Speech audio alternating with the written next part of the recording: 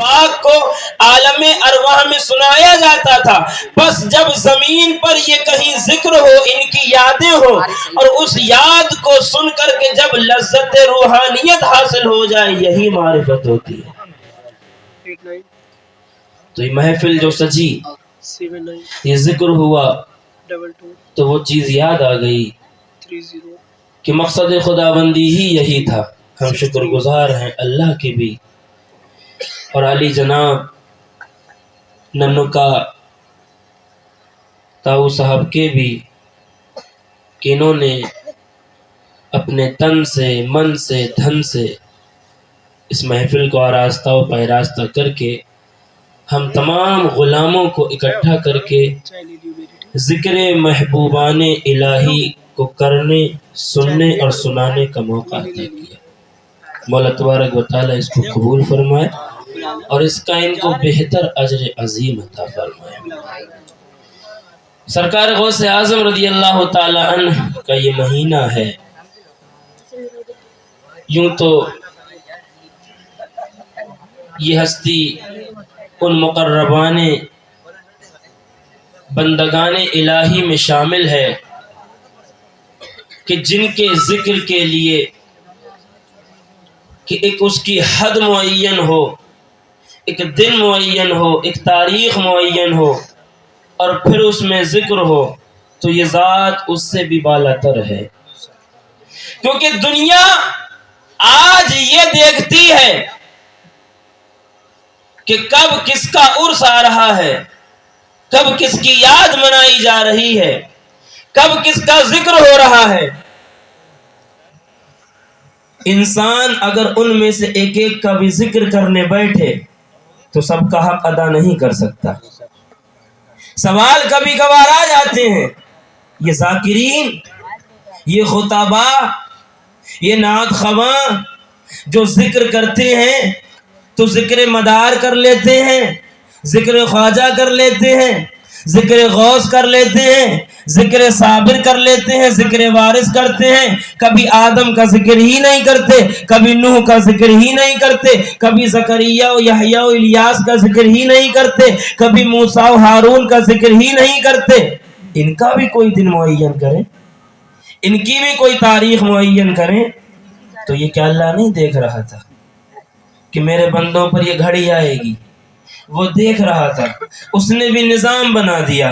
ایسا نظام بنایا کہ تم اپنی مرضی سے کرو یا نہ کرو، لیکن جب جب ہماری بارگاہ میں آؤ گے، ہمارے عبادت خانے میں آؤ گے، مسجد کے اندر جاؤ گے اور نماز فجر کو ادا کرو گے، تو نماز تو تم فجر کی پڑھ رہے ہوگے، لیکن وہ فجر کی نماز ادائے آدم ہوگی.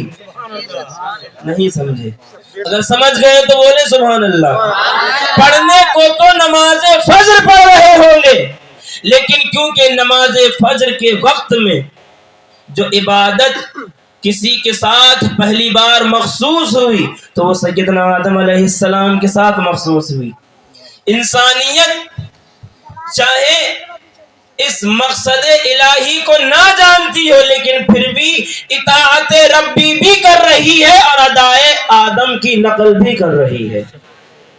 اے ہے کیا اللہ نے بلندی پر آدم کی یاد کو رکھا کہ تم نقل کرو آدم کی عبادت کی. آدم کی نقل کی عبادت کو ہم اپنی عبادت بنا لیں گے. پانچوں وقت نماز کے تمام انبیاء کی یادگار ہیں. تو اللہ نے تو خود نظام بنا دیا ہے. اسی لیے اس نے قرآن میں کہا یا ایھا الذین آمنوا اتقوا اللہ، اے ایمان والو اللہ سے ڈرو، اللہ کی اطاعت کرو، اللہ کی فرما برداری کرو. اور صرف فرما برداری نہیں بلکہ مع الصادقین، سچوں کا ساتھ بھی لو. اس لیے لو کہ اطاعت گزاری میں جب تم قدم بقدم آگے چلو تو یہ نہ سمجھ بیٹھنا کہ ہم جو کر رہے ہیں وہ صحیح کر رہے ہیں. ہم جو چال چل رہے ہیں ہم جس سے محبت کر رہے ہیں، ہمارا جس سے رابطہ ہے وہ رابطہ برحق ہے۔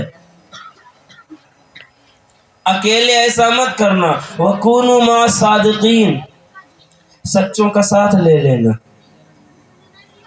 ہم نے پوچھا اے رب سچے کون ہیں؟ یہ آیت کس کے بارے میں آئی ہے؟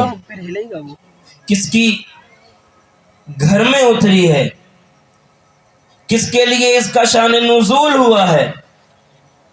تاریخ طبری نے بتایا کہ یہ آیت مولائے کائنات حضرت علی مرتضیٰ کی شان میں اتری تھی، اہل بیت کی شان میں اتری تھی کہ سچوں سے مراد ان کے ساتھ ہو جاؤ، ان اہل بیت کا ساتھ لے لو، اطاعت کرو ہماری اور ساتھ لو ان کا، اطاعت کرو ہماری اور سچائی جو اصل میں حق ہے، جس کو یہ حق کہہ دیں اس کو تم حق مان لو، اس لیے کہ قیامت تک امت میں بہت تفرقہ ہوگا، امت میں بہت فتنے اٹھیں گے، امت میں بہت فرقے بنیں گے، لیکن ایک جماعت ایسی ہوگی، ایک گروہ ایسا ہوگا کہ نہ جس سے کبھی قرآن الگ ہوگا اور نہ قرآن کبھی اس سے الگ ہوگا،